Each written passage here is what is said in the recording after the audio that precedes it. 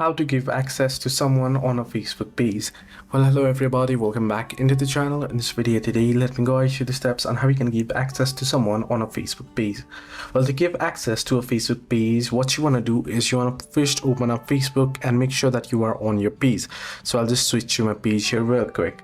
Once you're on your page, what you want to do is you want to head over to your page settings.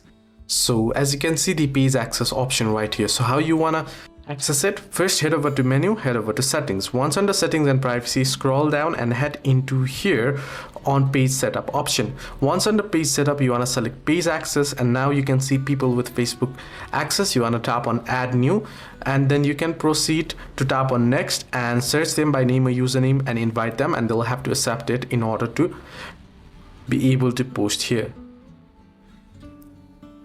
So this way you want to send them, tap on allow this person. If you want them to have full control, make sure this button is on as well, and then proceed to give access, and then you want to enter in your profile password and confirm it. So hope this video was helpful. Do like and subscribe as well.